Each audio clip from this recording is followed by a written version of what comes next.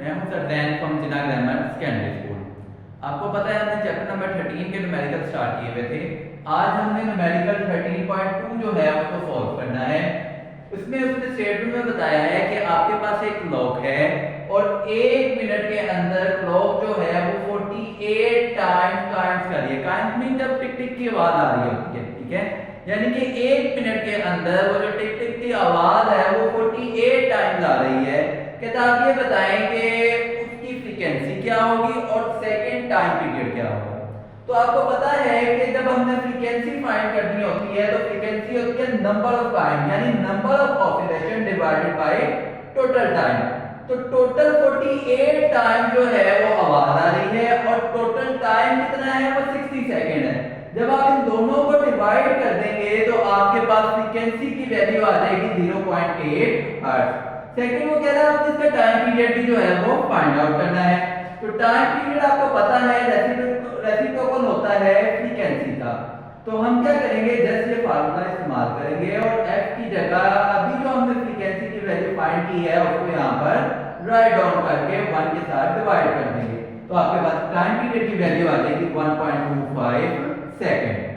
Student next जो हमारा numerical 13.5 है और 13.6 है, उसके अंदर आपको इको के बारे में बताया गया है कि जब स्पीड ऑफ साउंड बताई गई है साथ में टाइम भी बताया गया। आपने जस्ट क्या करना है, स्टेटमेंट के अंदर से v की जगह स्पीड ऑफ साउंड पुट कर देंगे जो स्टेटमेंट में बताई गई है, और t की जगह जो टाइम लगा है साउंड को टकराकर वापस आने के लिए during the reflection of sound वो आपको बताया गया, वो आपने यहां पुट कर देना है। और जो आंसर आएगा v और t को आपस में मल्टीप्लाई करने के बाद उसको आपने t से डिवाइड कर देना है। तो आपका जो न्यूमेरिकल नंबर 13.5 है और न्यूमेरिकल नंबर 13.6 है वो सेम इसी मेथड से होंगे, सेम यही फार्मूला अप्लाई होगा। आपने जस्ट उस स्टेटमेंट से स्पीड ऑफ साउंड की वैल्यू उठाकर v की जगह पुट करनी है और टाइम की वैल्यू उठाकर t की जगह पुट करनी है, और जो आंसर आएगा इन दोनों के मल्टीपल से उसको 2 के साथ डिवाइड कर देना है। तो ये दोनों न्यूमेरिकल जो है आपने खुद एचवर्ड में करने हैं और ये वाला न्यूमेरिकल भी आपने साथ में नोट डाउन करना है।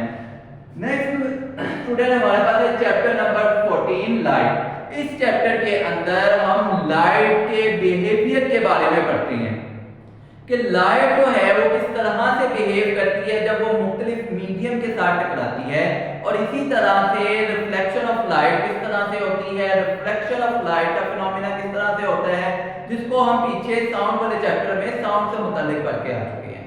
तो यही तमाम टर्म्स आज हमने लाइट से मुताल्लिक पढ़नी है। तो फर्स्ट हमारे पास है reflection of light.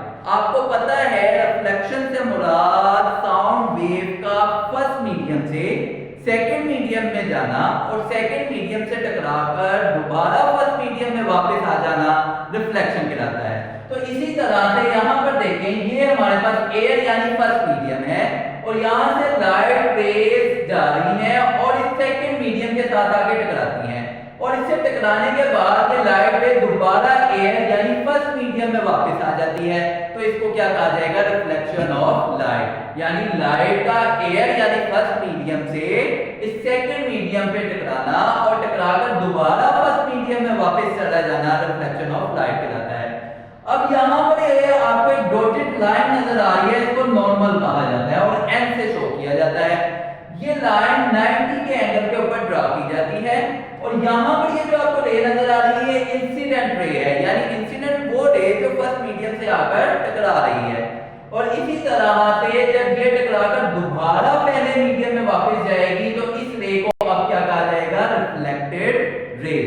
Incident ray जो एंगल नॉर्मल के साथ बना रही है यहाँ पर उसको हम इंसिडेंट एंगल कहेंगे, और इसी तरह से रिफ्लेक्टेड रे जो एंगल नॉर्मल के साथ बना रही है उसको हम रिफ्लेक्टेड एंगल कहेंगे। नेक्स्ट हमारे पास है लॉ ऑफ रिफ्लेक्शन।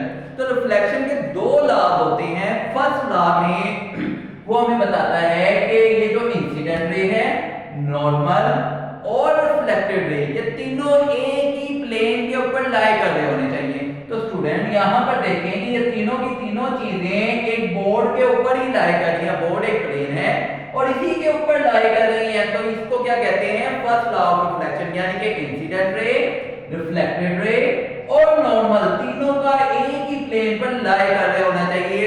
रिफ्लेक्शन का पहला कानून है। और दूसरा कानून रिफ्लेक्शन का क्या होता है कि आपके पास sine of angle of incident जो है वो बराबर होना चाहिए sine of angle of reflection के। यानी कि ये जो एंगल बन रहा है इंसिडेंट रे का नॉर्मल के साथ, उसको हम sine of angle of incident कहते हैं। और जो एंगल बन रहा है रिफ्लेक्टेड रे का नॉर्मल के साथ, उसको ऐसे आर से शो किया जाता है, उसको एंगल ऑफ रिफ्लेक्शन कहते हैं। इन दोनों का आपस में एक दूसरे के साथ बराबर होना चाहिए। नेक्स्ट स्टूडेंट हमारे पास है रिफ्रैक्टिव इंडेक्स।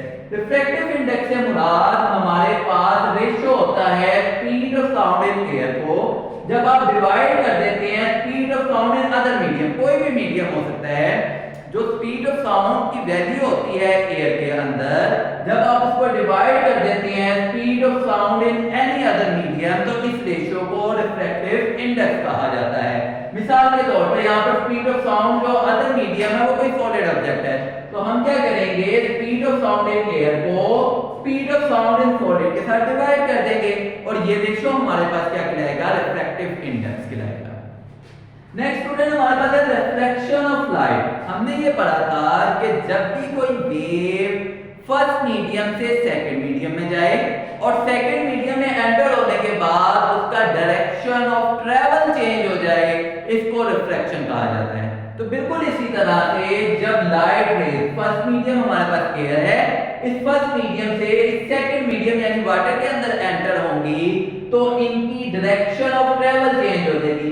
यहां पर देखिए स्टूडेंट, ये जो रे यहां पर आ रही है इसका ओरिजिनल पाथ ये डॉटेड लाइन से शो किया गया है, लेकिन जैसे ये सेकंड मीडियम यानी वाटर के अंदर एंटर हुई तो इसने अपने ओरिजिनल पाथ से कुछ डिग्री डेविएट हो गई, बेंड हो गई, तो इसको क्या कहा जाता है, रिफ्लेक्शन ऑफ लाइट। यानी कि लाइट रेज का फर्स्ट मीडियम से जब दूसरे मीडियम में एंटर हो तो वो अपने ओरिजिनल पाथ से बेंड हो जाए, कुछ डिग्री डेविएट हो जाए, ये रिफ्लेक्शन ऑफ लाइट कहलाता है।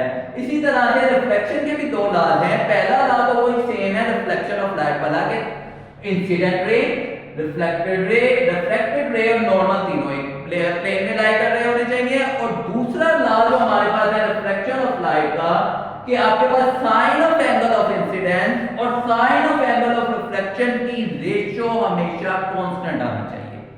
अच्छा जी स्टूडेंट, ये था हमारा आज का लेक्चर। अगर आपको इसके बारे में कोई भी क्वेश्चन हो तो आप कमेंट सेक्शन में पूछ सकते हैं। अल्लाह।